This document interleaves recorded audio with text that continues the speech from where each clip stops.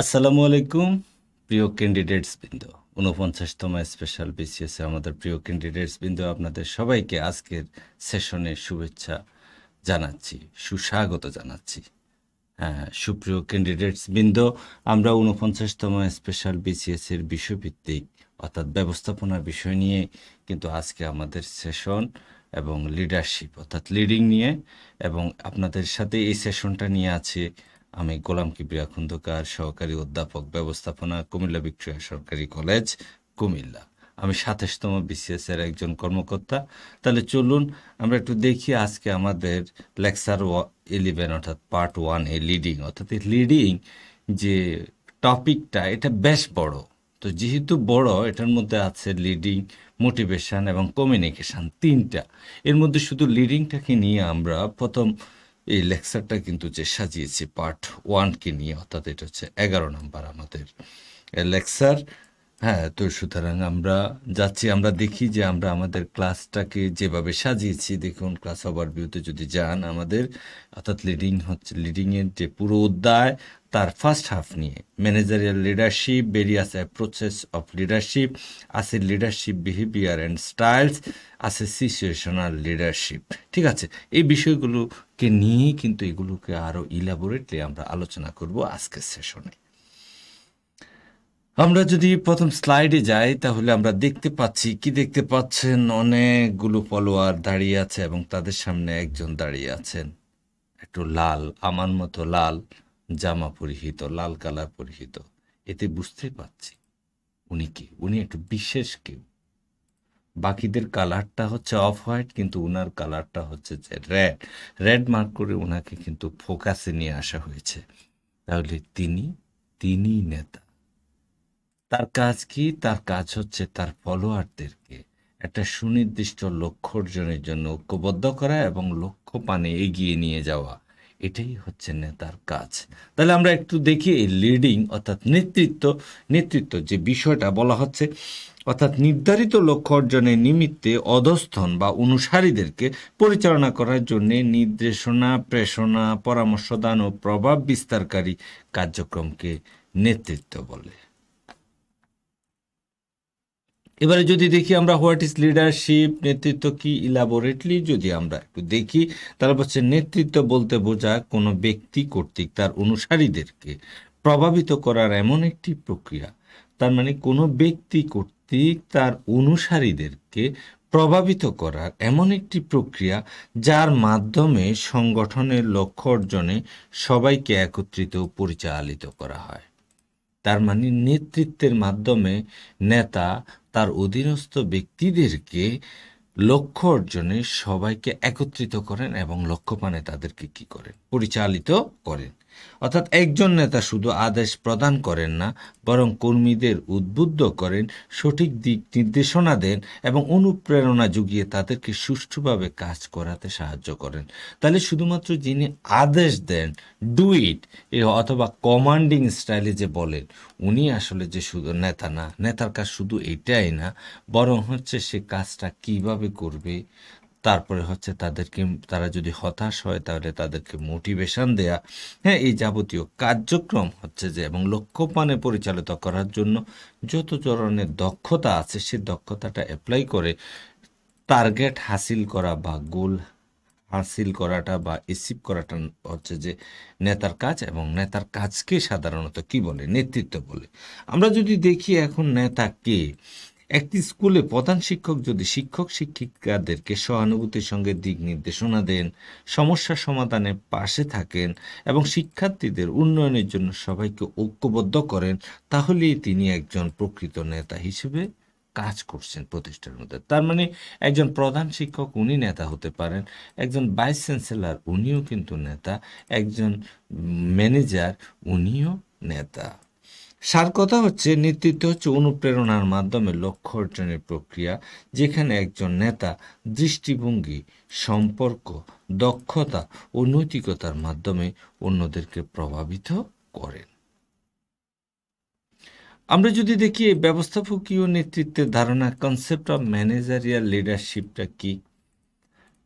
এখন আমরা যে নেতাটা বললাম নেতৃত্ব, সেটা হচ্ছে ওভারঅল নেতৃত্ব, কিন্তু এখন আমরা বলছি ম্যানেজারিয়াল লিডারশিপ, অর্থাৎ ব্যবস্থাপকীয় নেতৃত্ব। তাহলে ব্যবস্থাপকীয় নেতৃত্ব হলো এমন এক ধরনের নেতৃত্ব যেখানে একজন ব্যবস্থাপক কেবল সংগঠনের নিয়ম কানুন অনুযায়ী কাজ পরিচালনা করেন না, বরং কর্মীদেরকে তিনি অনুপ্রাণিত ও দিক নির্দেশনা প্রদান করে লক্ষ্য অর্জনের পথ সুগম করে তোলেন। এতে নেতৃত্ব ও ব্যবস্থাপনার গুণাবলী একত্রে প্রকাশ পায়। তাহলে ব্যবস্থাপক যখন নেতার মতো আচরণ করেন, তখন সে কাজটাই হয়ে যায় ব্যবস্থাপকীয় নেতৃত্ব। যদি দেখা যায় যে এর মূল বৈশিষ্ট্য কি, এর মূল বৈশিষ্ট্য হচ্ছে নেতার বা ম্যানেজারের সিদ্ধান্ত গ্রহণ ও বাস্তবায়নের দক্ষতা থাকতে হবে, থাকে অধীনস্থদের সঙ্গে কার্যকর যোগাযোগ, ইফেক্টিভ কমিউনিকেশন মেনটেন করে, সবাই সবাইকে চিনে জানে এবং সবার বিপদে আপদে তিনি এগিয়ে যান। কাজের গুণগত মান ও সময়ানুবর্তিতা তিনি কি করেন, বজায় রাখেন এবং লক্ষ্য অর্জনের দলকে তিনি কি করেন, উৎসাহিত করেন।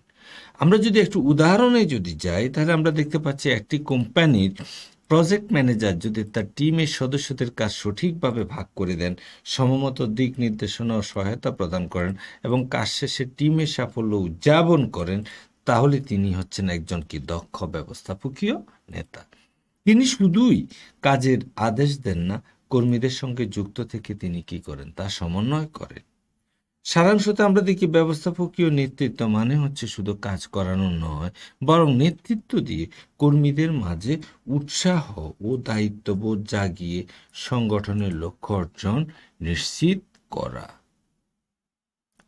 আচ্ছা, তাহলে নেতা, যে উনি নেতা হয়ে গেলেন, উনার কাজটাকে আমরা বলছি নেতৃত্ব। উনার কাজ হচ্ছে উনার ব্যক্তিত্ব, উনার উৎসাহ, প্রেরণা অথবা ডিরেকশন দিয়ে কর্মীদেরকে লক্ষ্যপানে নিয়ে যাওয়া। কিন্তু এই ক্ষমতাটা উনি কোথায় পেলেন? Sources of power of a leader, অর্থাৎ নেতার ক্ষমতার উৎসসমূহ আমরা যদি একটু দেখি। নেতা, প্রথমে হচ্ছে হু ইজ লিডার। নেতা কে? খেয়াল করে, নেতা হলেন এমন একজন ব্যক্তি যিনি দল বা প্রতিষ্ঠানের সদস্যদের মধ্যে প্রভাব বিস্তার করে তাদেরকে নির্দিষ্ট লক্ষ্য অর্জনে উদ্বুদ্ধ ও পরিচালিত করেন। তার মানে নেতা হলেন এমন একজন ব্যক্তি যিনি দল বা প্রতিষ্ঠানের সদস্যদের মধ্যে প্রভাব বিস্তার করে তাদেরকে নির্দিষ্ট লক্ষ্য অর্জনে উদ্বুদ্ধ ও পরিচালিত করেন। তিনি নিজের চারিত্রিক গুণাবলী, দিক নির্দেশনা এবং কর্মদক্ষতার মাধ্যমে কর্মীদেরকে কি করেন, অনুপ্রাণিত করেন। নেতার ক্ষমতার উৎসসমূহ কি কি, কোথায় থেকে উনি এই ক্ষমতাটা পান? প্রথম হচ্ছে আইনগত ক্ষমতা, অর্থাৎ লিজিটিমেট পাওয়ারটা উনি কোথায় থেকে পান? অর্থাৎ পদ বা অবস্থান থেকে আসা ক্ষমতা। অর্থাৎ একটা ব্যাংকের যিনি ম্যানেজার, তাকে ম্যানেজার হিসেবে নিয়োগ দেওয়ার কারণে তিনি কিছু ক্ষমতা কিন্তু কি পদের সাথে, এই পদকে হোল্ড করেন দেখে তিনি ওই ক্ষমতাটাকেও কিন্তু কি করেন, হোল্ড করেন, এটা ওনাকে দেয়া হয়। তাহলে এটাই হচ্ছে যে কি তার আইনগত ক্ষমতা। উদাহরণ হচ্ছে ম্যানেজার বা সুপারভাইজার হিসেবে আদেশ দেওয়ার অধিকার।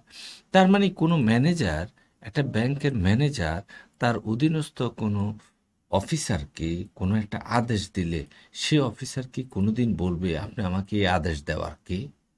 তার মানে বলবে না। কেন বলবে না? ওই অফিসারও জানে এই আদেশটাতে আর ম্যানেজারের কি আছে, আইনগত ক্ষমতা আছে। তার মানে উনি পদের সাথে এটা কি করেন, ভোগ করেন। যতদিন তিনি ম্যানেজার পদে থাকবেন, তিনি এই কর্তৃত্বটাও, এই ক্ষমতাটাও কিন্তু যে কি ভোগ করবেন।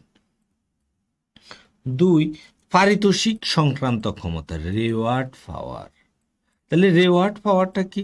অর্থাৎ কর্মীদেরকে নেতা যদি পুরস্কার দেওয়ার বা সুযোগ সৃষ্টি করার যদি তাদের জন্য ক্ষমতা থাকে, তাহলে সেটা হচ্ছে রিওয়ার্ড পাওয়ার। সেটা কি?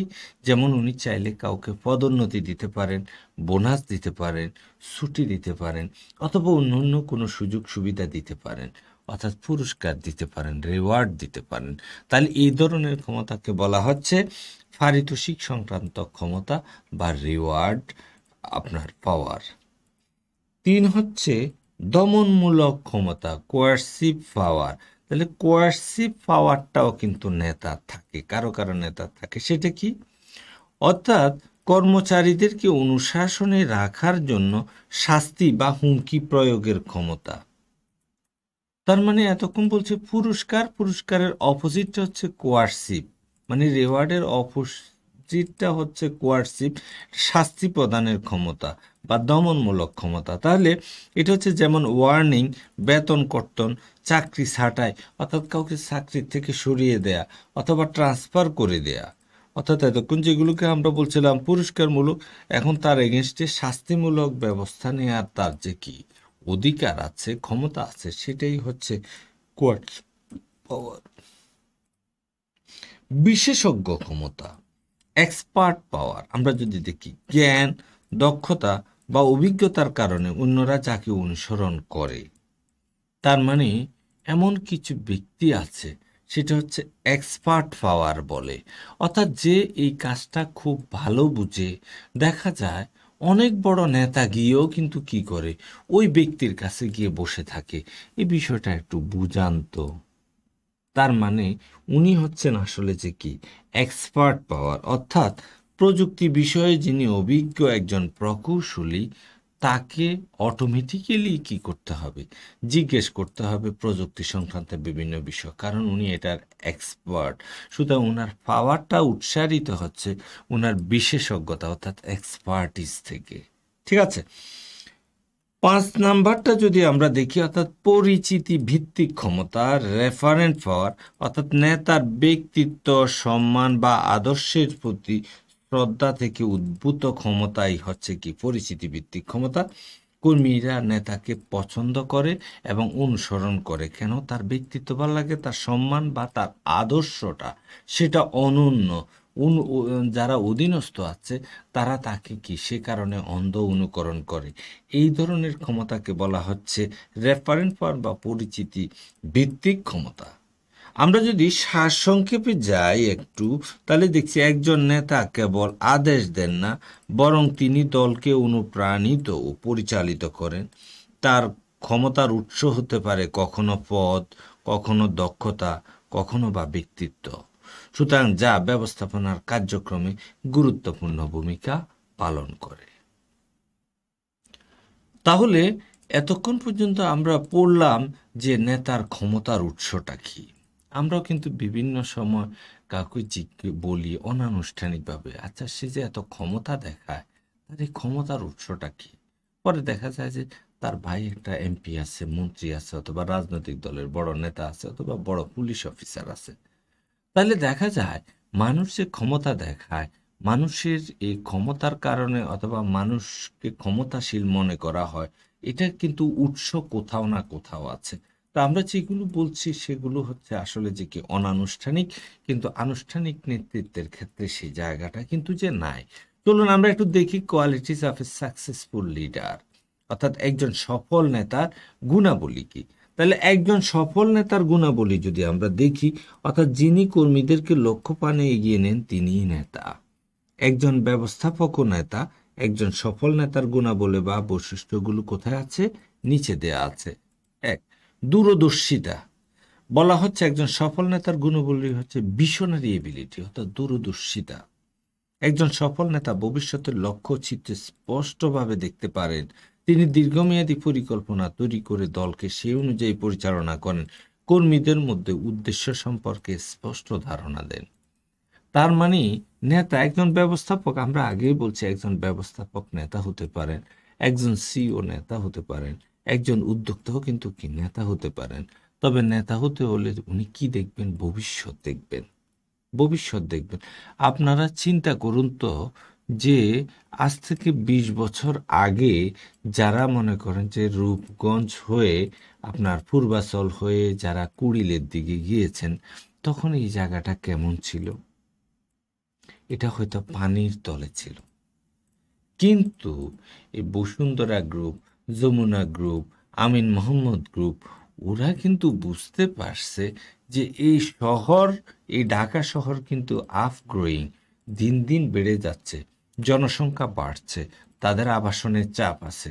সুতরাং তারা কিন্তু চিন্তা করছে এখন হয়তো যে কেউ কোথায় এই পানির মধ্যে জলার মধ্যে আসবে না, কিন্তু 20 বছর পরে কিন্তু মানুষ ঠিকই আসবে, এবং তারা কিন্তু আজ থেকে 20 বছর আগে জলের রেটেই কিন্তু কি সে জলার জমি কিনেছে।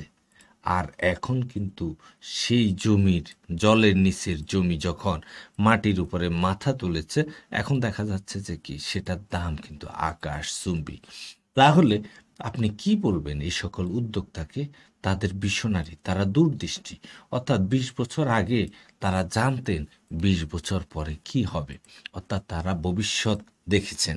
সুতরাং তারা তখন টাকা ইনভেস্ট করছে, আর এখন সেটা কিন্তু সুদে আসলে কিন্তু যে কি শত শত গুণ করে কিন্তু কি করছে, তুলে নিচ্ছে। তাহলে এটাই হচ্ছে নেতার গুণ, আর এটাই একটা নেতার বৈশিষ্ট্য। সেই বৈশিষ্ট্যটাকে বলা হচ্ছে যে কি দূরদর্শিতা, অর্থাৎ ভিশনারি এবিলিটি।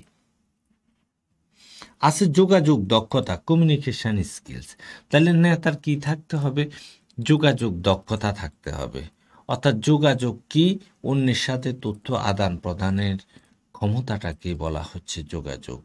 কিন্তু মনে রাখতে হবে, ওই যে একটা কথা বলে না, কথার মাধ্যমে সাধারণত কি হয়? যোগাযোগ হয়। এই জন্য বলা হয় যে মানুষ কথা শিখে মাত্র 3 বছরে, কিন্তু কোথায় কোন কথাটা বলতে হবে সেটা শিখতে কারো কারো কিন্তু যে সারা জীবন লেগে যায়। তাহলে এখানে কি বলছে? তার মানে সঠিক জায়গায় সঠিকভাবে সঠিক কথাটা উপস্থাপন করাটাই হচ্ছে আসলে যে কি যোগাযোগের সফলতা। সেটাকে বলা হচ্ছে যোগাযোগ দক্ষতা। এই কমিউনিকেশন স্কিলসের কারণেই কিন্তু সবাই কেউ অনেক তরতর করে উপরে উঠে যায়, আর স্কিলস না থাকার কারণে সে কিন্তু পড়ে থাকে, কারণ অন্যের সাথে ভাবের আদান প্রদানটা সে টু দি পয়েন্টে কি পারে না। তাহলে সুস্পষ্ট ও প্রাসঙ্গিকভাবে কথা বলার এবং শোনার ক্ষমতা, অর্থাৎ তিনি উন্মুক্তভাবে মতামত বিনিময় করেন এবং কর্মীদেরকে উদ্বুদ্ধ করেন। জটিল তথ্য তিনি কি করেন? সহজভাবে উপস্থাপন করতে পারেন, অর্থাৎ তার কমিউনিকেশন স্কিলটা আছে চমৎকার, অন্যকে বুঝাতে পারেন। নেতার কি থাকতে হবে? সিদ্ধান্ত গ্রহণের ক্ষমতা। তাহলে সিদ্ধান্ত গ্রহণের ক্ষমতাটা ডিসিশন মেকিং এবিলিটি।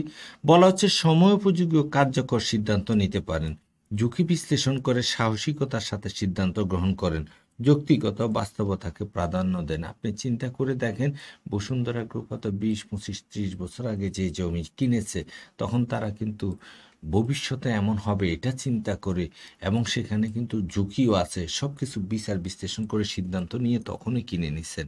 আর এখন যদি ওনারা কিনে যদি সেখানে হাউজিং তৈরি করতে যান, আসলে যে কি সেটা কোনো ক্রমে ওনাদের জন্য কি লাভজনক হবে না। 4, দল পরিচালনার দক্ষমতা। দলীয় কাজ সমন্বয় করে সবাইকে তিনি যুক্ত করেন, প্রতিটি সদস্যের গুণাবলী চিহ্নিত করে তিনি কাজ বন্টন করেন এবং দলীয় সহানুভূতি ও সহযোগিতা গড়ে তোলেন দলের মধ্যে আর কি। তাহলে এটা হচ্ছে একজন সাকসেসফুল লিডারের গুণাবলী। যদি দেখি আমরা 5 নাম্বারে ওনার মধ্যে কি থাকতে হবে? হিউমিলিটি এবং এমপ্যাথি থাকতে হবে, নম্রতা ও সহানুভূতি থাকতে হবে, অর্থাৎ কর্মীদের অনুভূতি বোঝেন এবং সম্মান করেন। তিনি ব্যর্থতা বা সমস্যার সময় তাদের পাশে থাকেন এবং কর্মীদের মনোবল বাড়াতে কি করেন? উৎসাহ দেন। তাহলে দেখা যাচ্ছে যে নেতার গুণাবলীর মধ্যে একটা হচ্ছে নম্রতা ও সহানুভূতি। 6, সততা ও নৈতিকতা, ইন্টিগ্রিটি অ্যান্ড ইথিক্স। তাহলে নৈতিকতা ও সততার মাধ্যমে আস্থা অর্জন করেন, প্রতিটি কাজে স্বচ্ছতা ও জবাবদিহিতা বজায় রাখেন, নিজেই তিনি কি করেন? উদাহরণ সৃষ্টি করেন। কারণ একটা কথা বলা হয়েছে যে বলা হয়, think the world is full of good people, if you can't find one then be one। অর্থাৎ ধরে নাও পুরো পৃথিবীটাই হচ্ছে ভালো মানুষে পরিপূর্ণ, যদি তুমি একজনও না পাও তাহলে তুমিই তা হও। আর নেতা বলছেন যে উনি নিজেই কি করেন? সে উদাহরণ সৃষ্টি করেন। 7, উদ্যোগ গ্রহণের ক্ষমতা, তিনি নিজ থেকে কাজ শুরু করেন ও অন্যদের উৎসাহ দেন, ঝুঁকি নিতে তিনি কখনো ভয় পান না এবং নতুন কৌশল প্রয়োগে এগিয়ে থাকেন, অর্থাৎ তিনি প্রতিনিয়ত উদ্ভাবনী চিন্তা করেন। 8, পরিবর্তনের সাথে মানিয়ে নেওয়ার ক্ষমতা, অ্যাডাপ্টিবিলিটি। তাহলে সময় ও পরিস্থিতি অনুযায়ী নিজের কৌশল পরিবর্তন করেন, প্রযুক্তি, বাজার ও মানব সম্পদের পরিবর্তন বুঝে কাজ করেন, নমনীয় মানসিকতা হচ্ছে তার বড় শক্তি।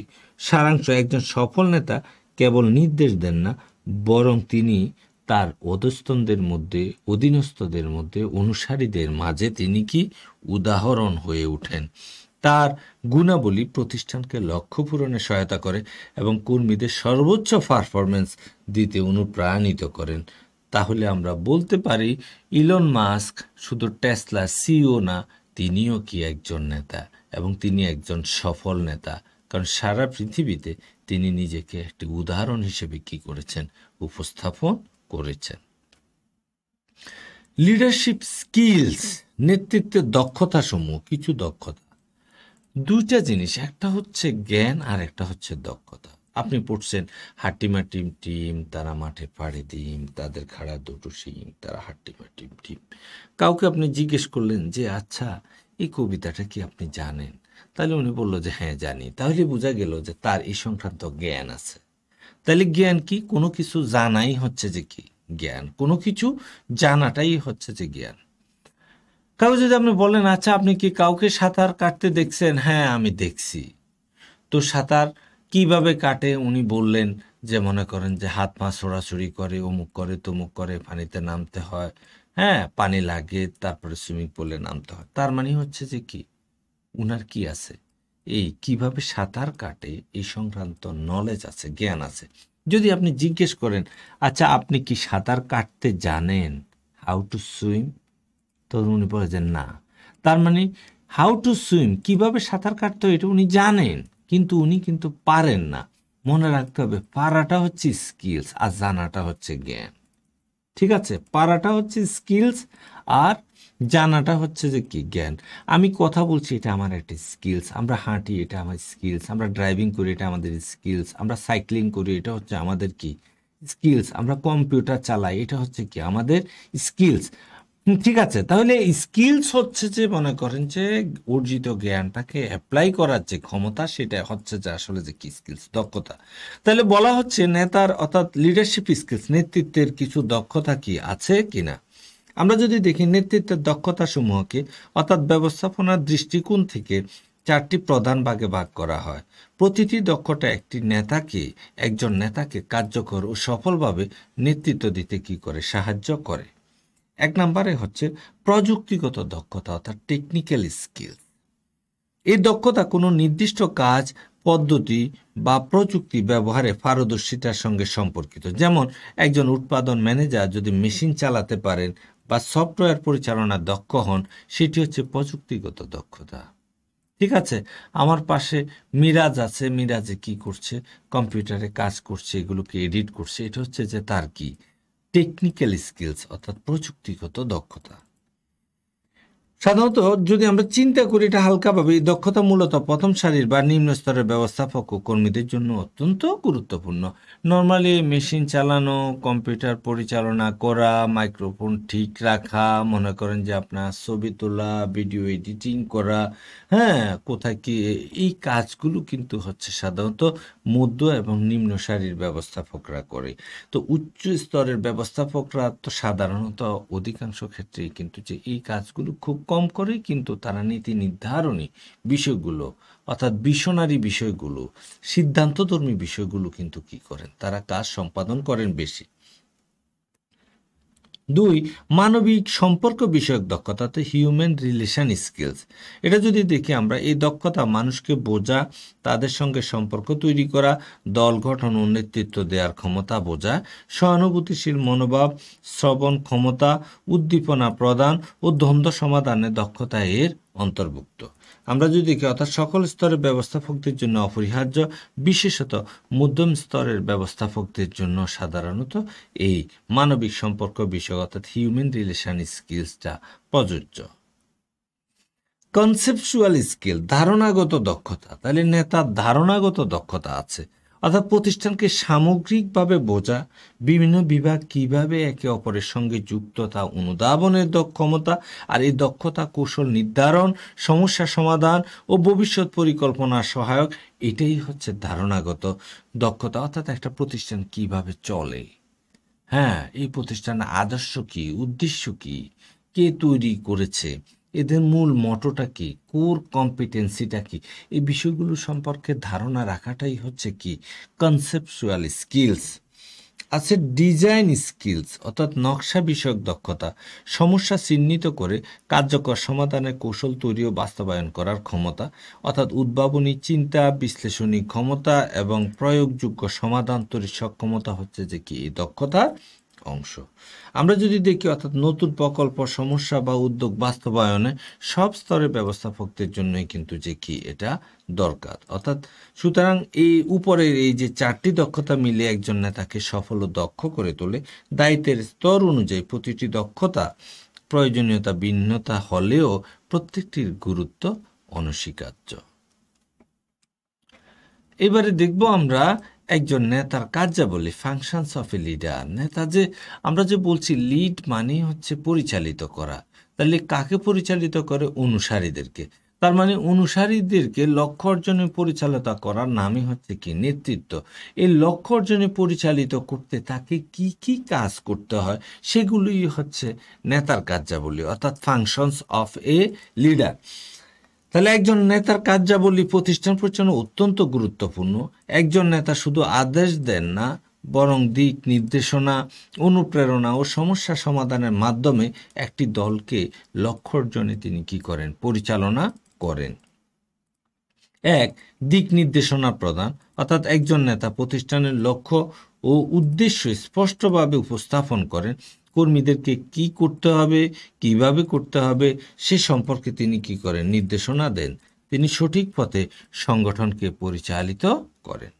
দুই, প্রেরণা প্রদান, মোটিভেটিং এমপ্লয়ি। তাইলে কর্মীদেরকে কাজের প্রতি আগ্রহ বাড়াতে তিনি অনুপ্রেরণা দেন। তিনি উৎসাহ, প্রশংসা, ইনসেন্টিভ ইত্যাদির মাধ্যমে কর্মীদের মনোবল বাড়ান, কাজের প্রতি দায়বদ্ধতা সৃষ্টি করেন। অর্থাৎ কর্মী বুঝতে পারে কোন কর্মী সে যে কাজ এতদিন ভালো করতে এখন কেন করছে না, কেন সে পিছিয়ে পড়ছে, তার মধ্যে লেথার্জিক ভাবটা কেন আসলো, এই বিষয়টা বিচার বিশ্লেষণ করে যার ঠিক যে জায়গায় কাজ করা দরকার, যাকে যা দেয়া দরকার, সে মোটিভেশন দিয়ে উনি কিন্তু তাকে কি করে আবার কিন্তু কি অ্যাক্সিলারেট করে তাকে কাজের মধ্যে ফিরিয়ে নিয়ে আসে। তিন, যোগাযোগ রক্ষা। তাহলে নেতার আরেকটা কাজ হচ্ছে তিনি কমিউনিকেশন মেনটেন করেন। কর্মীদের সাথে খোলামেলা ও দুইমুখী অর্থাৎ দ্বিমুখী যোগাযোগ তিনি স্থাপন করেন। নেতার কথা কর্মীরা যেন সহজে বুঝতে পারে সে পরিবেশ তিনি তৈরি করেন। সমস্যার সমাধানে কর্মীদের মতামত তিনি গ্রহণ করেন। দল গঠন ও পরিচালনা, দলবদ্ধভাবে কাজ করার পরিবেশ তিনি তৈরি করেন। সঠিক লোককে সঠিক দায়িত্ব দিয়ে তিনি দল পরিচালনা করেন। সমন্বয়ের মাধ্যমে তিনি দলকে কার্যকরভাবে পরিচালিত করেন। তাহলে এটা হচ্ছে যে আমাদের নেতার কার্যাবলী। 5 নাম্বারটা হচ্ছে প্রবলেম সলভিং। তিনি কি করেন? সমস্যার সমাধান করেন, অর্থাৎ দলের সম্মুখীন হওয়া যে কোনো সমস্যা শনাক্ত করেন, যৌক্তিক বিশ্লেষণের মাধ্যমে কার্যকর সমাধান প্রদান করেন। সিদ্ধান্ত গ্রহণে তিনি দ্রুততা ও বুদ্ধিমত্তা প্রয়োগ করেন। আমরা যদি দেখি 6 নাম্বারে আছে পরিবর্তন ব্যবস্থাপনা, অর্থাৎ ম্যানেজিং চেঞ্জ, অর্থাৎ পরিবর্তনকে মোকাবেলা করে, নতুন চেঞ্জকে মোকাবেলা করতে হবে। আমরা জানি যদি পরিবর্তন এই যে বলি না আমরা যে হাজার মনে করেন যে অতিকায় হস্তি লোপ পাইয়াছে কিন্তু তেলাপোকা টিকিয়া রহিয়াছে। তেলাপোকার সমস্যা হচ্ছে যায় ঝামেলার মধ্যে সে চিপা চাপায় কিন্তু কি রয়ে নিজেকে কিন্তু সেভ করছে, কিন্তু বড় বড় হাতি তো আর চিপায় থাকতে পারে না। সুতরাং বিভিন্ন গ্রহাণু নক্ষত্রের কিন্তু আঘাতে তার কিন্তু কি হয়েছে? মৃত্যু হয়েছে এবং পৃথিবীর থেকে চলে গেছে, এটা বলা হয়। তার মানে পৃথিবীতে টিকে থাকতে হলে যে কোথাও পরিবর্তনের সাথে কিন্তু যে কি করতে হবে? চেঞ্জ হতে হবে। এটা কিন্তু নেতা। কারণ আপনি যদি চলে যান, আপনি যদি মরে যান, আপনি যদি টিকে থাকতে না পারেন, তাহলে তো পরবর্তীতে আপনি কি করতে পারবেন? আপনার অনুসারীদেরকেও রক্ষা করতে পারবেন না। তাইলে দেখা যাচ্ছে প্রতিষ্ঠানে প্রয়োজনীয় পরিবর্তন প্রয়োগের নেতৃস্থানীয় ভূমিকা পালন করেন। কর্মীদের পরিবর্তনের সাথে তিনি মানিয়ে নিতে সহায়তা করেন। নতুন ধারণা ও প্রযুক্তি বাস্তবায়নে তিনি উদাহরণ তৈরি করেন। 7, কর্মক্ষমতার মূল্যায়ন। কর্মীদেরকে কাজের অগ্রগতি নিয়মিত পর্যবেক্ষণ করেন, ফলাফল পর্যালোচনা করে প্রশংসা বা পরামর্শ প্রদান করেন। এর মাধ্যমে উন্নয়নের যাবতীয় দিক নির্দেশনা তিনি দিয়ে থাকেন। এছাড়া সেটিং এক্সাম্পল অ্যান্ড ইথিক্স, অর্থাৎ নৈতিকতা ও আদর্শ স্থাপন করেন। তার নেতা কি করেন? নিজের আচরণ ও কাজের মাধ্যমে কর্মীদের জন্য আদর্শ তৈরি করেন। সততা, সময়ানুবর্তিত পেশাগত নীতিমালা মেনে চলেন, অর্থাৎ একটি নৈতিক সাংগঠনিক সংস্কৃতি তিনি গড়ে তোলেন। একজন নেতার কার্যাবলী শুধুমাত্র আদেশ প্রদানের মধ্যে সীমাবদ্ধ নয়, বরং তিনি কর্মীদের দিক নির্দেশনা, অনুপ্রেরণা, সমস্যা সমাধান ও পরিবর্তন ব্যবস্থাপনায় এক গুরুত্বপূর্ণ ভূমিকা পালন করেন, যা প্রতিষ্ঠানের সাফল্যের জন্য অপরিহার্য। আমরা চলুন একটু দেখছি লিডারশিপ বিহেভিয়ার অ্যান্ড স্টাইলস, নেতৃত্বের বিভিন্ন ধরনের আচরণ বা নেতৃত্ব শৈলী বা নেতৃত্বের ধরনগুলো। আমরা যদি দেখি নেতৃত্বের আচরণ ও ধরন, মূলত এই বিষয়টি নির্দেশ করে যে একজন নেতা কিভাবে তার অনুসারীদের সাথে যোগাযোগ করেন, কাজ পরিচালনা করেন এবং উদ্দেশ্য অর্জনে নেতৃত্ব দেন। কারণ আপনার নেতার কাজ হচ্ছে অনুসারীদেরকে ঐক্যবদ্ধ করে দিক নির্দেশনা দিয়ে, মোটিভেশন দিয়ে তাদেরকে লক্ষ্যপানে পরিচালিত করাই হচ্ছে নেতৃত্ব। কিন্তু এই কাজটা করতে বিভিন্ন ধরনের কিন্তু যে নেতৃত্ব তৈরি হয়েছে, মূল কাজ কিন্তু লক্ষ্যে পৌঁছা। জাস্ট অনেকটা হচ্ছে যে আমাদের যদি একটা টার্গেট থাকে আর যদি বলে যে সেখানে পৌঁছতে, তাহলে কিন্তু কেউ কি হামাগুড়ি দিয়ে যাবে, কেউ হেঁটে যাবে, কেউ দৌড়ে যাবে, কেউ মনে করেন যে গাড়িতে করে যাবে, কিন্তু লক্ষ্যে পৌঁছতে হবে। তার মানে যাওয়াটা, নিয়ে যাওয়াটা, লক্ষ্যপানে পরিচালিত করাটা হচ্ছে যে নেতৃত্ব। কিন্তু এই লক্ষ্যপানে পরিচালিত করতে বিভিন্ন ধরনের কিন্তু কি আছে, লিডারশিপ বিহেভিয়ার অ্যান্ড স্টাইল আছে, সেগুলো নিয়ে আমরা এখন আলোচনা করব। অর্থাৎ বলছে নিচে বিভিন্ন নেতৃত্বের আচরণ ও ধরন বিস্তারিতভাবে ব্যাখ্যা করা হলো। এক, স্বৈরাচারী নেতৃত্ব অর্থাৎ অটোক্রেটিক লিডারশিপ। নেতা সব সিদ্ধান্ত নিজে নেন, কর্মীদের মতামতের মূল্য কম দেওয়া হয়, শৃঙ্খলা ও কর্তৃত্বে বিশ্বাসী। অর্থাৎ স্বৈরতান্ত্রিক তো অটোক্রেটিক আমরা বুঝি, অর্থাৎ উনি যা বুঝছেন সেটাই হচ্ছে আসল কথা, উনার বুঝে বুঝ, বাকি সবাই মানে যে এখানে তরমুজ অবস্থা হচ্ছে যে এমন। উনি আর কাউকে থোড়াই কেয়ার করেন এবং কাউকে কোনো ভ্যালুয়েশন দেন না।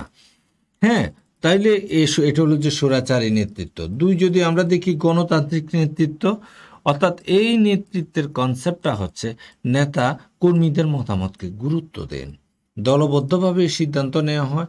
আসো আমরা এই বছর আমাদের টার্গেট হচ্ছে 1,00,000 ইউনিট উৎপাদন করব, এখন তাহলে আমাদেরকে কিভাবে কাজ করতে হবে, আপনারা সবাই ওপেন মতামত দেন। এ সবাই যে ওপেন মতামত দেওয়ার সুযোগ আছে, এটাকে বলা হচ্ছে গণতান্ত্রিক নেতৃত্ব। এখানে উন্মুক্ত যোগাযোগ বজায় থাকে। অর্থাৎ এটার উদাহরণ হচ্ছে প্রকল্প ব্যবস্থাপনায়, যেখানে সৃজনশীলতার সুযোগ থাকে। তিন, আমরা যদি দেখি লাগামহীন নেতৃত্ব অর্থাৎ লেইসেস ফেয়ার লিডারশিপ। লেইসেস ফেয়ার, হ্যাঁ, এটাকে মনে করেন যে আপনার বলা হয় যে লাগামহীন নেতৃত্ব, অর্থাৎ নেতা এই ক্ষেত্রে কম হস্তক্ষেপ করেন। এটাকে আবার প্রি রেইন লিডারশিপও বলা হয়। প্রি রেইন, লাগাম, ঘোড়ার লাগাম, লাগামটাকে বলে যে REIN, রেইন। আর যেহেতু মুক্ত, এটাকে বলা হচ্ছে যে কি, প্রি রেইন, অর্থাৎ লাগামহীন নেতৃত্ব। আপনি একটা ঘোড়াকে যদি ছেড়ে দেন, তাহলে তো কি সে যেদিকে খুশি এদিকে যাবে। তাহলে যদি নেতা যদি কর্মীদেরকে অফার স্বাধীনতা দেন, উনি যদি একটু দেখাশোনা তদারকিটা যদি কম করেন, তাহলে এটা হচ্ছে প্রি রেইন লিডারশিপ অর্থাৎ লেইসেস ফেয়ার লিডারশিপ। এই ক্ষেত্রে নেতা কম হস্তক্ষেপ করেন, কর্মীদেরকে স্বাধীনভাবে কাজ করতে দেওয়া হয়, আর নির্দেশনা করা হয় খুব কম, তাদেরকে বলে দেয় ভাব তোরা কাজটা কর। আচ্ছা, আমাদের ট্রান্সফরমেশনাল লিডারশিপ, রূপান্তরমূলক, এর ভেরিয়াস ধরনের লিডারশিপ আছে। অর্থাৎ নেতা কর্মীদেরকে অনুপ্রাণিত করেন, উচ্চ লক্ষ্য নির্ধারণ, ব্যক্তিগত উন্নয়নে সহায়তা করেন, পরিবর্তন আনার ক্ষেত্রে অগ্রণী ভূমিকা রাখেন। অর্থাৎ ওদেরকে ট্রান্সফর্ম করেন, ওদেরকে রূপান্তর করেন। অর্থাৎ আগে যে অলস ছিল তাকে ভাইব্রেন্ট করেন। এটাই হচ্ছে ট্রান্সফরমেশনাল লিডারশিপের উদাহরণ। আছে পাঁচ, মোহনীয় নেতৃত্ব, কেরিশমেটিক লিডারশিপ। কেরিশমেটিক, আমরা একটা শব্দ বলি, এটা হচ্ছে তার আলাদা কিছু কেরিশমা আছে। কেরিশমা বলতে বোঝানো হচ্ছে তার আলাদা কিছু নৈপুণ্য আছে যেটা অন্যদের নাই। ঠিক আছে, তাহলে নেতা ব্যক্তিত্ব আচরণের মাধ্যমে কর্মীদেরকে আকর্ষণ করেন। তাহলে এই তার যে নৈপুণ্য আছে, এটা কিসের মধ্যে ফুটে উঠবে, সেটা হচ্ছে ব্যক্তিত্ব আচরণের মাধ্যমে। বিশ্বাস ও আস্থা সৃষ্টি করে তিনি কাজ করান, আবেগ ও অনুভূতিকে তিনি কি করেন, গুরুত্ব দেন। আর আমরা যদি দেখি যে সারাংশে যদি আমরা দেখি, নেতৃত্বের ধরন ও আচরণ নির্ভর করে প্রতিষ্ঠানের ধরন, কর্মপরিবেশ ও কর্মীদের বৈশিষ্ট্যের উপর। দক্ষ ব্যবস্থাপক বা নেতা পরিস্থিতি অনুযায়ী নেতৃত্বের শৈলী অর্থাৎ ধরন পরিবর্তন করে সাফল্য অর্জন করেন। এবার আমরা এই যে লিডারশিপের যে স্টাইলগুলো আছে, এই স্টাইলগুলো নিয়ে আমরা আলোচনা করব বিস্তারিতভাবে। এক নম্বরে হচ্ছে আমাদের প্রথমে আলোচনায় আসছি আমরা কিসে, অটোক্রেটিক লিডারশিপ, স্বৈরাচারী নেতৃত্ব। অটোক্রেটিক লিডারশিপটা কি? তাহলে বলছে এই স্বৈরতান্ত্রিক নেতৃত্বের, এটা হচ্ছে অটোক্রেটিক লিডারশিপ হচ্ছে নেতৃত্বের এমন একটা ধরন যেখানে নেতা সমস্ত সিদ্ধান্ত এককভাবে গ্রহণ করেন এবং কর্মীদের মতামতে তেমন কোনো কি গুরুত্ব দেন না। এই ধরনের নেতৃত্বে নেতাই সব কিছু নিয়ন্ত্রণ করেন এবং তার আদেশই হচ্ছে যে কি চূড়ান্ত বলে বিবেচিত হয়। উদাহরণ হচ্ছে একজন ফ্যাক্টরি ম্যানেজার যিনি শ্রমিকদের মতামত ছাড়াই প্রতিদিন কাজের পদ্ধতি কি করেন, নির্ধারণ করেন। অটোক্রেটিক লিডারশিপ বা স্বৈরাচারী নেতৃত্বের কিছু বৈশিষ্ট্য আছে, সেগুলো হচ্ছে কর্তৃত্বটা এখানে নির্ধারিত, অর্থাৎ নেতার সিদ্ধান্তই কিন্তু কি চূড়ান্ত, যেহেতু আর কারো কিছু করার না, উনি কারো কথা আসলে কারোর সাথে উনি পরামর্শ করেন না। যদি বলা হয় গণতন্ত্রের বিপরীত নেতৃত্ব হচ্ছে স্বৈরতন্ত্র, স্বৈরতান্ত্রিক নেতৃত্বের বিপরীত নেতৃত্বের স্টাইল হচ্ছে গণতান্ত্রিক নেতৃত্ব।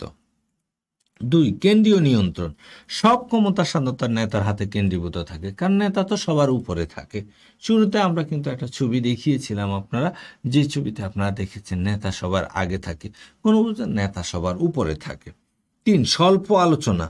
কর্মীদের মতামতের সুযোগ এখানে কম থাকে। মনে রাখতে হবে আমরা এখানে যে নেতা, আমরা মাঠে ময়দানে নেলসন ম্যান্ডেলার মতো নেতার কথা কিন্তু বলছি না। আমরা বলছি ব্যবসায় প্রতিষ্ঠানগুলো, কর্পোরেট জগতে আমাদের যে সিইও অথবা আমাদের ম্যানেজার, ওরাও কিন্তু এক একজন নেতা, যদিও আমরা তাকে ম্যানেজার বলছি, অন্য পদে বলছি, কিন্তু তিনি একজন নেতা। দ্রুত সিদ্ধান্ত গ্রহণ, সময় না নিয়ে তাৎক্ষণিক সিদ্ধান্ত নেওয়া হয়। কিভাবে? যেহেতু আমার কারোর সাথে পরামর্শ করতে হয় না, সেহেতু একজন স্বৈরতান্ত্রিক নেতা কি করতে পারেন, দ্রুত সিদ্ধান্ত নিতে পারেন। হ্যাঁ, অনেকটা হচ্ছে আপনার উত্তর কোরিয়ার কিম জং উনের মতো। উচ্চ শৃঙ্খলা, কঠোর নিয়ম নীতি ও নিয়ন্ত্রণ এখানে কি থাকে, বজায় থাকে। এখন এই অটোক্রেটিক লিডারশিপের সুবিধা কি খেয়াল করেন। বলছে যে 1 নম্বরে বলছে যে এখানে দ্রুত সিদ্ধান্ত গ্রহণ হয়। হ্যাঁ, কারোর সাথে পরামর্শ করা লাগে না, সুতরাং অনেক সময় দেখা যায় যে দ্রুত সিদ্ধান্ত গ্রহণ করার কথা হয়, কিন্তু পরামর্শ নিলে তো আসলে যে বিরাট অসুবিধা হবে, তাহলে সংকটকালীন সময়ে দ্রুত কাজ করা যায়। 2, নিরাপত্তা ও নিয়ন্ত্রণ, অর্থাৎ এখানে খুব কিন্তু যে কন্ট্রোল থাকে, অর্থাৎ কর্তৃত্ব থাকে, এখানে বিশৃঙ্খলা কম হয়। 3, দিক নির্দেশনায় কি হয়, স্পষ্টতা, অর্থাৎ কর্মীদের করণীয় এখানে নির্দিষ্টভাবে জানা থাকে। 4, দুর্বল কর্মীদের জন্য কার্যকর। হ্যাঁ, যাদের স্বাধীনভাবে কাজ করার দক্ষতা কম তাদের জন্য কিন্তু যে কি এটা উপযোগী। মাঝে মধ্যে স্বৈরতান্ত্রিক নেতৃত্ব কিন্তু কিছু ক্ষেত্রে কিন্তু যে কি বেশ উপযোগী। আমরা যদি দেখি অসুবিধাতে কি আছে, অর্থাৎ কর্মীদের অসন্তোষ, মতামতের গুরুত্ব না পেলে কর্মীরা হতাশ হয়। 2, সৃজনশীলতার অভাব, স্বাধীন চিন্তা ও উদ্ভাবনের সুযোগ কম হয়। 3, নেতার উপর অতিরিক্ত নির্ভরতা, এক্ষেত্রে যেহেতু অন্য কারো সিদ্ধান্ত নেওয়ার কি থাকে না, সক্ষমতা থাকে না, সুযোগ থাকে না, সেহেতু নেতার অনুপস্থিতিতে বিশৃঙ্খলা তৈরি হতে পারে। আর 4, উচ্চ টার্ন ওভার রেট, কর্মীদের চাকরি ছাড়ার প্রবণতা এখানে বেড়ে যায়, মানে লেবার টার্ন ওভারটা বেশি হয়, আসে যায়, মানে কথা পছন্দ হয় না। সারসংক্ষেপে যদি আমরা দেখি, অটোক্রেটিক লিডারশিপ অর্থাৎ শৃঙ্খলা ও দ্রুত সিদ্ধান্ত গ্রহণে কার্যকর হলেও এটি কর্মীদের অংশগ্রহণ ও উদ্ভাবনী চিন্তার জায়গায় বাধা দেয়, তাই পরিস্থিতিভেদে এই নেতৃত্ব শৈলীও কিন্তু গ্রহণ করা উচিত। আমরা দেখছি এবারে হচ্ছে আমাদের ডেমোক্রেটিক লিডারশিপ অর্থাৎ গণতান্ত্রিক নেতৃত্ব। আগেই বলছি স্বৈরতান্ত্রিক নেতৃত্ব অর্থাৎ অটোক্রেটিক লিডারশিপের বিপরীত নেতৃত্বই হচ্ছে ডেমোক্রেটিক লিডারশিপ অর্থাৎ গণতান্ত্রিক নেতৃত্ব। তাহলে আমরা দেখি ডেমোক্রেটিক লিডারশিপ হলো এমন একটি নেতৃত্ব শৈলী যেখানে নেতা সিদ্ধান্ত গ্রহণে তার দলের সদস্যদের সক্রিয়ভাবে অন্তর্ভুক্ত করেন। এখানে নেতা নির্দেশ দেন না, বরং পরামর্শ, আলোচনা ও মতামতের মাধ্যমে তিনি কি করেন, দলকে পরিচালনা করেন। একটা উদাহরণ হিসেবে যদি আমরা দেখি, একজন ম্যানেজার যিনি নতুন প্রকল্প শুরুর আগে টিম মিটিং করে সবার মতামত নিয়ে পরিকল্পনা নির্ধারণ করেন, তাহলে এটাই হচ্ছে গণতান্ত্রিক নেতৃত্বের উদাহরণ। অর্থাৎ একটা নতুন প্রকল্প লঞ্চ করতে যাচ্ছে প্রতিষ্ঠান, এটার সাথে রিলেটেড যারা বাস্তবায়ন করবে তাদের সবাইকে নিয়ে নেতা বসলেন, সবাইকে বলল আমরা এটাকে বাস্তবায়ন করতে চাই, এই ক্ষেত্রে আমাদের চ্যালেঞ্জগুলো কি, কিভাবে আগাইলে আমাদের সুবিধা হয়, আপনারা সবাই যার যার অবস্থান থেকে আপনাদের অভিজ্ঞতার ভিত্তিতে কি করুন, মতামত দিন। তখন সবাই মতামত দেয়, মতামতের মধ্যে যে এখানে সবাই একমত হয় সেগুলোকে লিপিবদ্ধ করে সিদ্ধান্ত হিসেবে গৃহীত হয়।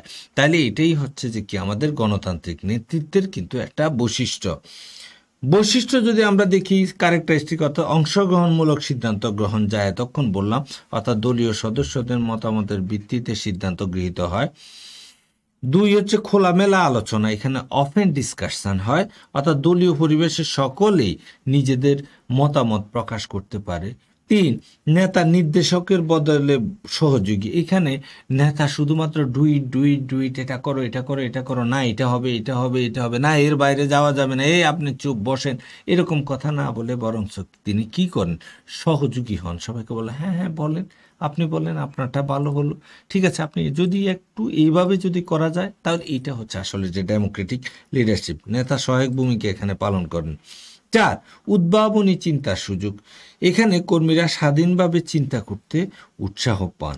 5 দলীয় একতা, পারস্পরিক সম্মান ও বিশ্বাস এখানে বৃদ্ধি পায়।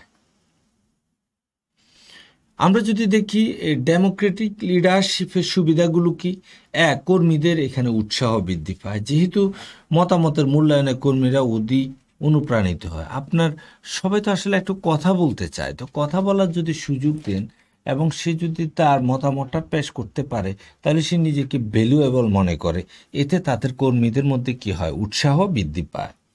2 সৃজনশীলতা ও উদ্ভাবন, স্বাধীনভাবে মতামত দেওয়ার মাধ্যমে নতুন ধারণা তৈরি হয়। 3 দলগত সমন্বয়, সদস্যদের মধ্যে সুসম্পর্ক গড়ে ওঠে। 4 দীর্ঘমেয়াদে কার্যকারিতা, সন্তুষ্ট কর্মীরা প্রতিষ্ঠানের প্রতি বেশি নিষ্ঠাবান হয়। আর অসুবিধা ডিসঅ্যাডভান্টেজেস হচ্ছে, 1 এখানে সময় বেশি লাগে, অর্থাৎ সিদ্ধান্ত গ্রহণে বেশি আলোচনা হয়, সময় সাপেক্ষ হয়। 2 সবাই সব সময় যোগ দিতে চায় না, অর্থাৎ কেউ মতামত দিতে আগ্রহী নাও হতে পারে, তাহলে এটা হচ্ছে যে অসুবিধা। 3 নেতৃত্ব দুর্বল মনে হতে পারে, অর্থাৎ বেশি নমনীয়তার কারণে নেতার কর্তৃত্বহীনতা ভাবতে পারে, সবাই মনে করতে পারে যে উনি আসলে যে বুঝে না, আমাদের থেকে বুঝ নিয়ে আসলে যে কি উনি চলে, তাহলে এটা নেতার কিন্তু যে কি ব্যক্তিত্বের প্রতি একটা বিরাট আঘাত। সংঘর্ষের সম্ভাবনা, অনেক সময় হচ্ছে এই মতবিরোধী ভুল বোঝাবুঝি বা দ্বন্দ্ব হতে পারে আর কি, দুই পক্ষ 2 ধরনের মতামত দিচ্ছে, এখন কেউ আর কি করে না, যে জায়গায় ফিরে না, সমঝোতার পথে যায় না, তখন কিন্তু প্রতিষ্ঠানের জন্য বিরাট অসুবিধা। সারসংক্ষেপে যদি আমরা দেখি, অর্থাৎ ডেমোক্রেটিক লিডারশিপ হচ্ছে একটি মানবিক ও অংশগ্রহণমূলক নেতৃত্ব শৈলী, যা কর্মীদের মধ্যে দায়িত্ববোধ, সন্তুষ্টি ও দলগত ঐক্য সৃষ্টি করে। তবে দ্রুত সিদ্ধান্ত ও সংকটময় পরিস্থিতিতে এটি কিন্তু কিছুটা ধীরগতি হতে পারে, তাই পরিস্থিতি অনুযায়ী এই নেতৃত্ব প্রয়োগ করা উচিত। অর্থাৎ সব সময় যে আপনার গণতান্ত্রিক নেতৃত্ব ভালো হবে তা না, মাঝে মধ্যে কিন্তু পরিস্থিতি এমন হয় যে দেন অ্যান্ড দেয়ার সিদ্ধান্ত নিতে হয়, তখন কিন্তু স্বৈরতান্ত্রিক যে কোনো একজনে বলে যে যা হয়েছে হয়েছে, আপনারা চুপ করেন না, এটাই আপনাকে কি করতে হবে। আমরা যদি এবার দেখি ব্যুরোক্রেটিক লিডারশিপ, আমলাতান্ত্রিক নেতৃত্ব, কে করছে আমলাতান্ত্রিক নেতৃত্ব, এটা হচ্ছে আমাদের ম্যাক্স ওয়েবার, জার্মানির মনে করেন যে ভদ্রলোক, আমলাতান্ত্রিক নেতৃত্ব। তিনি কি বলছেন, অর্থাৎ ব্যুরোক্রেটিক লিডারশিপ হলো এমন একটি নেতৃত্ব শৈলী যেখানে নেতারা প্রতিষ্ঠানের নির্দিষ্ট নীতিমালা, নিয়ম কানুন ও কাঠামোর মধ্যে থেকে কি করেন, কাজ পরিচালনা করেন। এখানে নিয়ম নীতি সর্বোচ্চ এবং ব্যক্তিগত স্বাধীনতা বা সৃজনশীলতার সুযোগ এখানে কি থাকে, সীমিত। অর্থাৎ আমলাতান্ত্রিক নেতৃত্বের মধ্যে কিন্তু যে কি ব্যক্তিগত স্বাধীনতা, নিজের মতো করে আপনি একটা সিদ্ধান্ত দিয়ে দিলেন, ফাইল ফুটআপ দিয়ে দিলেন না, এখানে স্তরভিত্তিক অনেকের মাঝে কিন্তু যে কি প্রস্তাব আকারে বিষয়টা যাবে এবং সবার মতামত থাকবে, সে মতামতের ভিত্তিতে কিন্তু কি হবে, সিদ্ধান্তটা গৃহীত হবে। কিন্তু মনে রাখতে হবে যে এটা আর কিন্তু ডেমোক্রেটিক লিডারশিপ কিন্তু এক না। আমলাতান্ত্রিক নেতৃত্ব আসলে যে কি ভিন্ন একটা লিডারশিপ স্টাইল। আমরা যদি দেখি, অর্থাৎ সরকারি অফিসে একজন কর্মকর্তা যিনি নিয়ম ও নির্দেশনা ছাড়া কোনো কাজ অনুমোদন করেন না, তার মানে হচ্ছে সবাই বলছে ভালো, কিন্তু উনি বলছে যে না, প্রতিষ্ঠানের নিয়ম নীতিতে অথবা রুলসে এটা তো নাই, তার মানে উনি হচ্ছেন যে অনেকটা আমলাতান্ত্রিক বিষয়ে। অথবা সচিবালয়ে যে কাজগুলো সংগঠিত হয় এবং সিদ্ধান্তগুলো গৃহীত হয়, এসব কিছু কিন্তু একটা ব্যুরোক্রেটিক রুলসে কিন্তু তারা করেন। হ্যাঁ, এবং অনেকে মিলে কিন্তু সিদ্ধান্ত নেন, কিন্তু সবাই একসাথে বসেন না। আচ্ছা, বৈশিষ্ট্য যদি আমরা দেখি, অর্থাৎ এটা হচ্ছে নিয়ম কেন্দ্রিক নেতৃত্ব, তাহলে প্রতিটি কাজ পূর্ব নির্ধারিত নিয়ম অনুযায়ী সম্পন্ন হয়। 2 হচ্ছে এখানে কঠোর আনুগত্য শৃঙ্খলা আছে, কর্মীদের নিয়ম মানতে বাধ্য করা হয়। 3 কর্মক্ষেত্রে নিরপেক্ষতা, অর্থাৎ ব্যক্তিগত সম্পর্ক নয় বরং দায়িত্ব যোগ্যতার ভিত্তিতে এখানে কি কাজ হয়। 4 কাগজপত্র ডকুমেন্টেশনের গুরুত্ব পায়, অর্থাৎ প্রতিটি কাজের লিখিত প্রমাণ রাখা হয়। 5 ঊর্ধ্বতন কর্তৃপক্ষের নির্দেশনা অনুসরণ, অর্থাৎ সুনির্দিষ্ট ক্ষমতা বিভাজন থাকে এখানে। আমরা যদি দেখি আমলাতান্ত্রিক নেতৃত্বের কিছু সুবিধা আছে, অ্যাডভান্টেজেস, সেটা কি, সুশৃঙ্খল ও সংগঠিত কার্যক্রম, অর্থাৎ প্রতিটি কাজ নির্দিষ্ট নিয়মে হওয়া বিশৃঙ্খলার সম্ভাবনা এখানে কম, এটা সিস্টেমেটিক হইতে হবে, জোর জবরদস্তি করে এখানে কিছু হবে না। দায়িত্ব স্পষ্ট হয়, কে কোন কাজ করবে তা সুস্পষ্টভাবে কি হয়, নির্ধারিত থাকে। 3 দুর্নীতির ঝুঁকি কম, নিয়মের বাইরে সিদ্ধান্ত কম হয় বলে অনিয়মের সম্ভাবনা এখানে কমে যায়। 4 দীর্ঘমেয়াদে স্থায়িত্ব, প্রতিষ্ঠান দীর্ঘমেয়াদে কার্যকরভাবে পরিচালিত হয়। অসুবিধা, ডিসঅ্যাডভান্টেজেস, 1 নতুন ধারণা গ্রহণে অনীহা, অর্থাৎ নিয়মের বাইরে চিন্তা করতে এখানে নিরুৎসাহিত করে। 2 জটিল ও ধীর প্রক্রিয়া, অর্থাৎ অতিরিক্ত নিয়ম কানুনের কারণে কাজ এখানে ধীর গতিতে চলে। 3 কর্মীদের মধ্যে উদ্দীপনার অভাব, স্বাধীনতার সীমাবদ্ধতা কর্মীদেরকে নিরুৎসাহিত করে। 4 পরিবর্তনের প্রতিরোধ, পরিবর্তন বা উদ্ভাবনে নেতিবাচক মনোভাব থাকে। সারসংক্ষেপ যদি দেখি আমরা, অর্থাৎ ব্যুরোক্রেটিক লিডারশিপ এমন একটি নেতৃত্বশৈলী যেখানে নিয়ম কানুনি প্রদান এবং নেতারা কাঠামোবদ্ধ ও আনুষ্ঠানিক পদ্ধতিতে প্রতিষ্ঠান পরিচালনা করে। এটি শৃঙ্খলা ও নির্ভরযোগ্যতার জন্য ভালো হলেও উদ্ভাবন ও নমনীয়তা চায়, এমন পরিবেশে এটি অকার্যকর হতে পারে। তাই সঠিক পরিপ্রেক্ষিত প্রয়োগ করতে হবে এর কার্যকারিতা নিশ্চিত করার উপায়। আমাদের আর একটি স্টাইল আছে, এটা হলো প্যাটার্নালিস্টিক লিডারশিপ। প্যাটার্নাল হচ্ছে আমরা বলি পিতৃতান্ত্রিক, প্যাটার্নালিস্টিক লিডারশিপ পিতৃতান্ত্রিক নেতৃত্ব, এটাকে কখনো আমরা বলি পিতৃ সুলভ নেতৃত্ব। তাহলে প্যাটার্নালিস্টিক লিডারশিপ এমন এক নেতৃত্ব শৈলী যেখানে নেতা তার অধীনস্থদের প্রতি পিতার মতো আচরণ করেন। তাহলে পিতা কি আচরণ করে, এই করো এই করো এই করো বাবা, এই খাও এই খাও এই খাও, এই করে না এই করে না এই করে না, ঠিক আছে না, এটা পিতা। পিতা যে সবকিছু সন্তানের ক্ষেত্রে হ্যাঁ বলে কিন্তু বিষয়টা এরকম না। আবার অনেক ক্ষেত্রে কিন্তু আদর্শ আগও কিন্তু কি, আদর্শ আগটা বেশি, কিন্তু সব বিষয়ে যে হাঁক বলে বিষয়টা এরকম না। কিছু ক্ষেত্রে স্বাধীনতা দেয়, কিছু ক্ষেত্রে, এটাকে বলা হচ্ছে প্যাটার্নালিস্টিক লিডারশিপ। অর্থাৎ নেতা কর্মীদের কল্যাণ ও উন্নতির জন্য চিন্তা করেন, ঠিক যেমন পিতা তার সন্তানের জন্য করে, এবং তাদের সিদ্ধান্তে কিন্তু খুব বেশি স্বাধীনতা না দিয়ে নিজের অভিভাবক তুল্য সিদ্ধান্ত চাপিয়ে দেন, বাবা বাবা করে মনে করেন যে আপনার কি নিজেরটাই কিন্তু কি চাপিয়ে দেয়। এটাই হচ্ছে প্যাটার্নালিস্টিক লিডারশিপ। যেমন একজন মালিক তার কর্মীদের আবাসন, চিকিৎসা ও পরিবারের যত্ন নেন, দেখেন পিতার মতো, কিন্তু কাজের বিষয়ে কিন্তু তিনি কি করেন, কঠোর নিয়ন্ত্রণ রাখেন।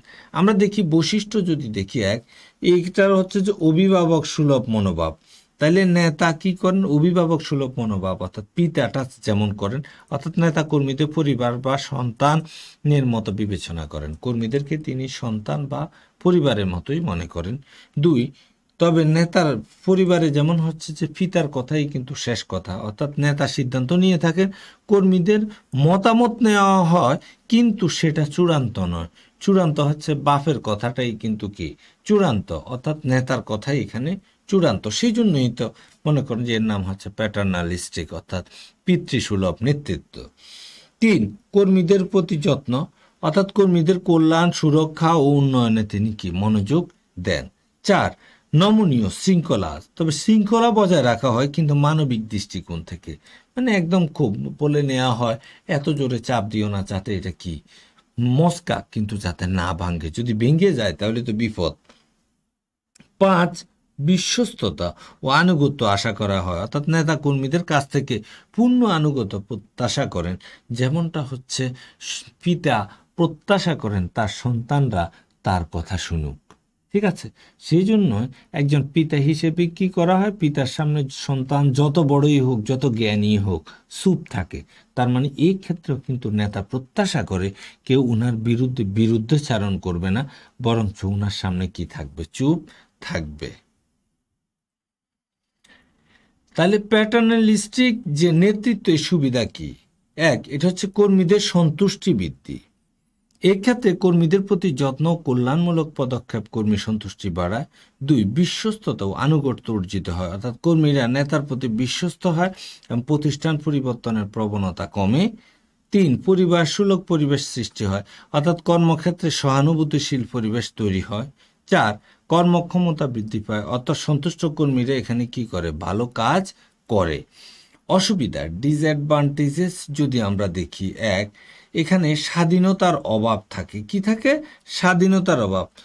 তাহলে যেমন পরিবারের মধ্যে কিন্তু যে একটা সন্তান রাতে 3টা বাজে আসবে, কোনোদিন ভোরবেলা বের হয়ে যাবে, মধ্যরাতে আসবে, এটা কিন্তু যে কি বাবা সহ্য করবেন না। তাহলে বাবা আদর করেন মানে এটা না যে সন্তান যা খুশি তা করবেন, তার মানে হচ্ছে যে কর্মীদেরকে কিন্তু উনি আদর করেন, পরিবার পরিজনের মতো দেখেন, সন্তানের মতো দেখেন, কিন্তু তাই বলে কিন্তু কর্মীদেরকে কিন্তু যে কি সর্বোচ্চ স্বাধীনতা কিন্তু যে দেয়া হবে না। তাহলে কর্মীরা নিজের সিদ্ধান্ত গ্রহণের এখানে সুযোগ কম থাকে। 2, হচ্ছে নেতার প্রতি অতিরিক্ত নির্ভরতা। হ্যাঁ, অর্থাৎ বাবা যা বলেন, পরিবারের শেষ কথা হচ্ছে বাবার কথা, ঠিক তেমনটি সবকিছু নেতার উপর নির্ভর করায় আত্মনির্ভরশীলতা কমে যায়। এটা একটা অসুবিধা, কর্মীরা কিন্তু বুঝে উঠতে পারেন না, যেহেতু ওনারা কখনো সিদ্ধান্ত নেন না, সিদ্ধান্ত গ্রহণের ভূমিকা খুব বেশি থাকে না, সেহেতু কি একসময় ওনারা সিদ্ধান্ত গ্রহণ করার কিন্তু সক্ষমতাই হারিয়ে ফেলেন। 3, যোগ্য নেতৃত্বের অভাবে ব্যর্থতা, অর্থাৎ যদি নেতা সঠিকভাবে দায়িত্ব পালন না করেন তাহলে তার পুরো কাঠামোটাই কিন্তু কি ভেঙে পড়ে। 4, আধুনিক ব্যবস্থাপনা সীমাবদ্ধতা, অর্থাৎ দ্রুত পরিবর্তনশীল ব্যবসায়িক পরিবেশে এটি অনেক সময় অকার্যকর হয়।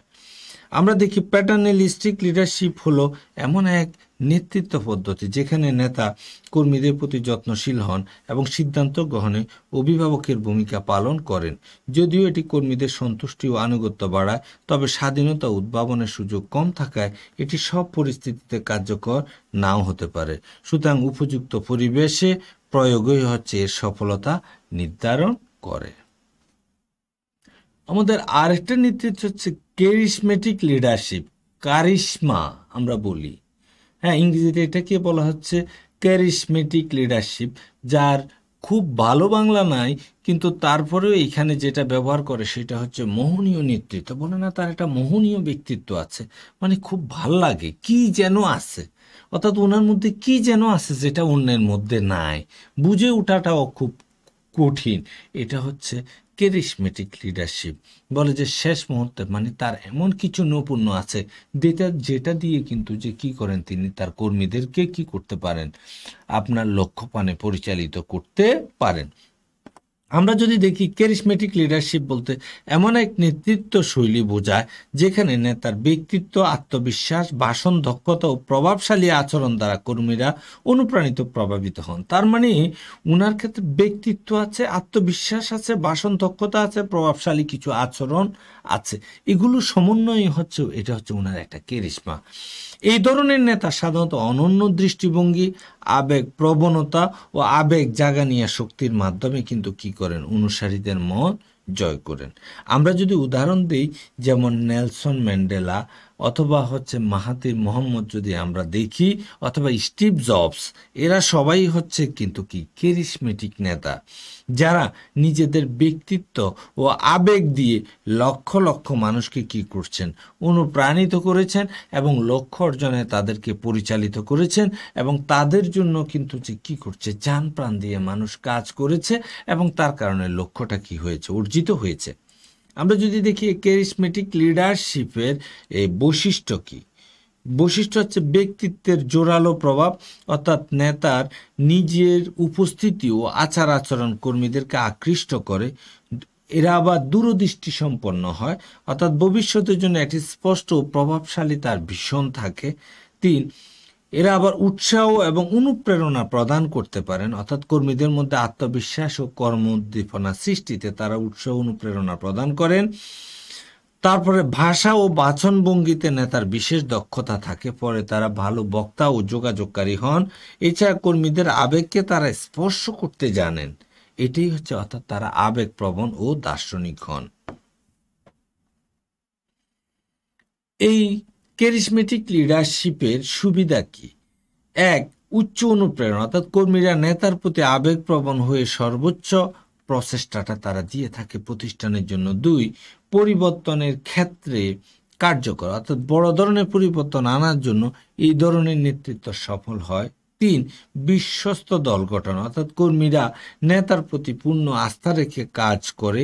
4, দূরদর্শী নেতৃত্ব প্রদান, প্রতিষ্ঠানের জন্য তারা দীর্ঘমেয়াদী ভিশন তৈরি করেন। অসুবিধা যদি আমরা দেখি, ডিসঅ্যাডভান্টেজেস, অর্থাৎ নেতার উপর অতিরিক্ত নির্ভরতা, নেতা ছাড়া কর্মীরা অনির্দেশিত হয়ে পড়ে, অর্থাৎ নির্দেশনাহীন, দিক নির্দেশনাহীনভাবে তারা থাকে, টার্গেটলেস থাকে। তারা কোথায় যাবে, কারণ নেতা নাই।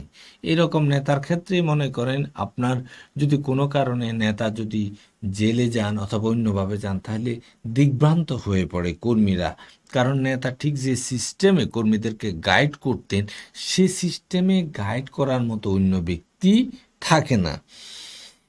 বাস্তবতা বিবর্জিত সিদ্ধান্ত, তাহলে আবেগ প্রবণতায় অনেক সময় বাস্তবতা উপেক্ষাও করা হয় আর কি, কারণ নেতার জন্য তারা জান দিতেও কিন্তু যে কি প্রস্তুত থাকে। পরবর্তী নেতৃত্বের সংকট, এরকম নেতা যদি কোনো কারণে মারা যান অথবা বিদায় নেয়, তখন দেখা যায় যে পরবর্তী নেতা আসলে অধীনস্থরা তখন মনে করে আমাদের আগের নেতা কত ভালো ছিল, কিন্তু এই নেতা তো ওইটার মতো না। তখন দেখা যায় যে তার প্রতি এক ধরনের নিস্পৃহতা কিন্তু কি তৈরি হয়।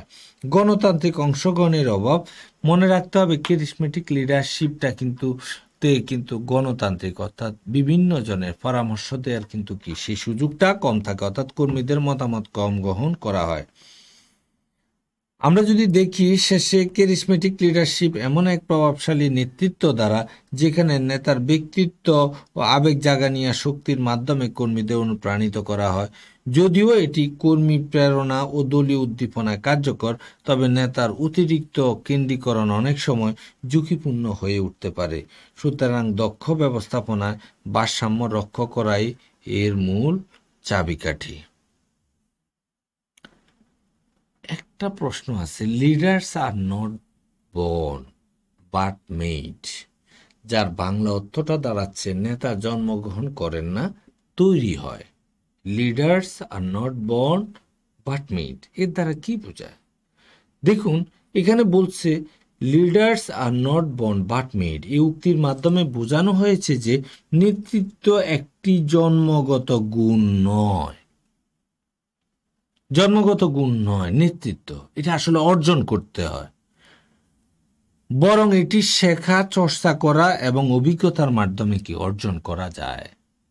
কেউ জন্ম থেকে নেতা হন না, তিনি আস্তে আস্তে কি করেন, তার পরিবেশ পরিস্থিতি, বিভিন্ন পড়াশোনা, দক্ষতা অর্জন করে ঘাত প্রতিঘাতে কিন্তু নেতা হিসেবে তৈরি হন। তার মানে তিনি আসলে যে কি নেতা হিসেবে আবির্ভূত হন পরে, কিন্তু জন্মগতভাবে আকাশ থেকে পড়ছে, টুপ করে পড়ছে আর উনি কি হয়ে গেলেন, নেতা হয়ে গেলেন, নেতৃত্ব গুণ হয়ে গেলেন, না, বিষয়টা আসলে যে এটা না। অর্থাৎ মানুষ জন্ম থেকে একজন নেতা হয়ে আসে না। মানুষ জন্ম থেকে একজন নেতা হয়ে আসে না, বরং জীবনের বিভিন্ন ধাপে শিক্ষা, প্রশিক্ষণ, চিন্তা ভাবনা, দক্ষতা অর্জন ও পরিস্থিতি মোকাবেলার মাধ্যমে সে একজন সফল নেতা হয়ে ওঠে। যেমন একজন সাধারণ ব্যক্তি যদি নেতৃত্ব দানের ইচ্ছে ও পরিশ্রম রাখে, তাহলে সঠিক দিক নির্দেশনা প্রচেষ্টায় সেও কিন্তু কোনো কোনো সময় অসাধারণ নেতা হয়ে উঠতে পারে। তাই সুতরাং নেতৃত্ব কোনো অলৌকিক বা জন্মগত গুণ নয়, বরং এটা অর্জনযুক্ত একটি দক্ষতা, যার চর্চা, অধ্যবসায় ও বাস্তব অভিজ্ঞতার মাধ্যমে গড়ে ওঠে। আমাদের আরেকটা নেতৃত্ব রয়েছে, সেটা হচ্ছে সিচুয়েশনাল লিডারশিপ, পরিস্থিতি নির্ভর নেতৃত্ব। আমরা যদি দেখি, সিচুয়েশনাল লিডারশিপ এমন একটি নেতৃত্বের ধরন যেখানে নেতা তার নেতৃত্বের কৌশল বা স্টাইল পরিবর্তন করেন অধীনস্থদের যোগ্যতা, অভিজ্ঞতা এবং কাজের পরিস্থিতির উপর ভিত্তি করে। তার মানে পরিস্থিতি অনুপাতে, পরিস্থিতির নির্ভর করে, পরিস্থিতি ভিত্তিতে যাচাই বাছাই করে নেতা যদি করেন, তার নেতৃত্বে স্টাইল পরিবর্তন করে ফেলেন, তাহলে সেটার নামই হচ্ছে সিচুয়েশনাল লিডারশিপ। এই মডেলটি মূলত হার্শে ও ব্ল্যানসার্ড, এদের নামগুলো একটু মনে রাখবেন, হার্শে ও ব্ল্যানসার্ড কর্তৃক উদ্ভাবিত হয়। এই তত্ত্ব অনুযায়ী কোনো নির্দিষ্ট নেতৃত্ব পদ্ধতি সব পরিস্থিতিতে প্রযোজ্য নয়। কখনো নেতাকে কঠোরভাবে নির্দেশনা দিতে হয়, আবার কখনো তাকে কর্মীদের মতামত অনুযায়ী পরিচালনা করতে হয়। তার মানে কখনো কঠোর, কখনো কোমল।